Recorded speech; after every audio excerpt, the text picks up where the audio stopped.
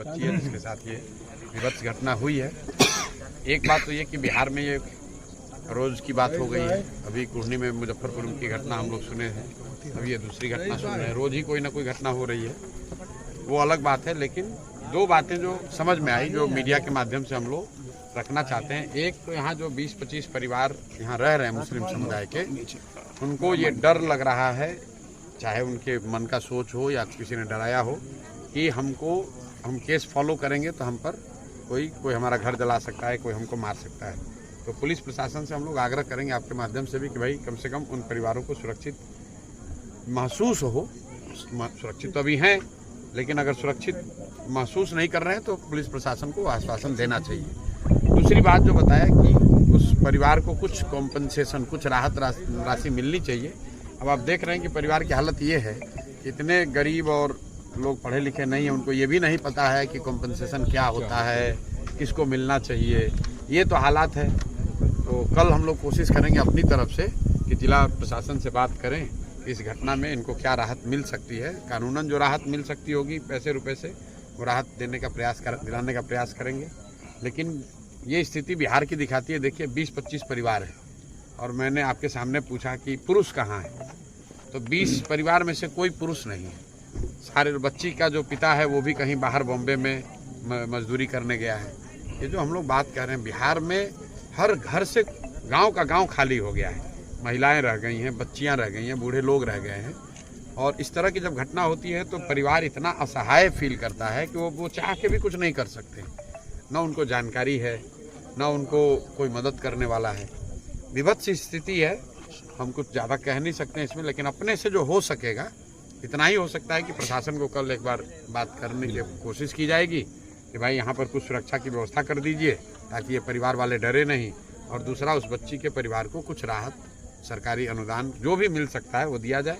नहीं होगा तो हम लोग अपने स्तर से जो हो सकते हैं वो करेंगे। सर, जिस तरीके से ये घटना घटी है, इंसानियत शर्मसार हुई है और बताया जा रहा है कि परिवार वालों को धमकी दी जा रही है। इंसानियत शर्मसार ये पहली बार नहीं हुई है। तो बिहार में दिन में 3 बार इंसानियत शर्मसार हो रही है, 4 बार इंसानियत शर्मसार हो रही है। जब बिहार का मुखिया शारीरिक मानसिक तौर पर दिवालिया हो गया है, उसको समझ में ही नहीं आ रहा है, होश में ही नहीं है, तो यही होगा। आप कितनी बड़ी बड़ी घटनाएं होती हैं, कहीं पर भी देखिए न नीतीश कुमार का कोई बयान है, न कोई उनका न कोई कार्रवाई है। अभी मैं पीछे आपने मेरे से पूछा कि कई एसपीओ का तबादला हुआ है, तो मेरा सवाल यही है कि भाई तबादला होना कोई न्यूज़ नहीं है। न्यूज़ ये होना चाहिए कि तबादला किसने किया है, क्योंकि नीतीश कुमार तो तबादला करने की स्थिति में है नहीं। जिस व्यक्ति को प्रधानमंत्री का नाम याद नहीं है, उसको कैसे पता चलेगा कि किस जिला में कौन एसपी जाना चाहिए।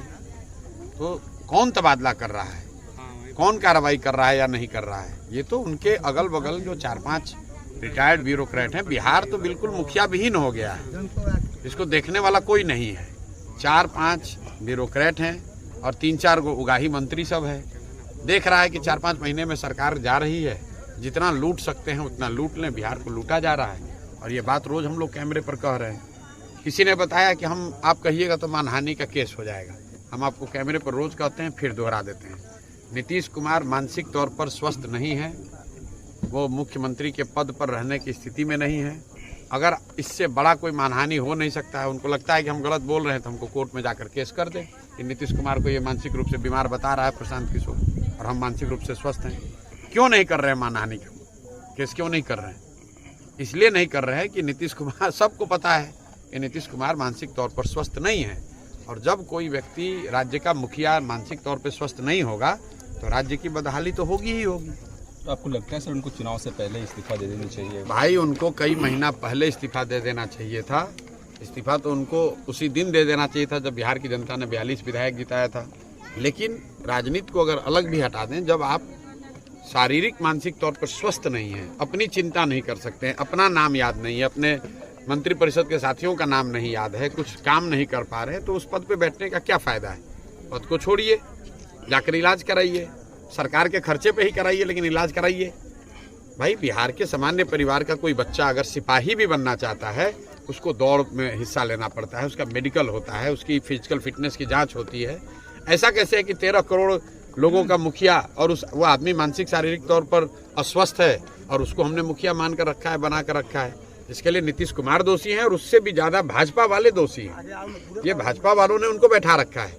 आपको क्या लगता है कि आपको हमको नीतीश कुमार के मानसिक स्वास्थ्य की स्थिति की जानकारी है, मोदी और अमित शाह को इसकी जानकारी नहीं है? उनको पता है कि इनकी क्या हालत है, फिर भी बैठाए हुए हैं। किसी तरह बिहार की जनता को मूर्ख बनाकर वोट लेना चाहते हैं। चलिए।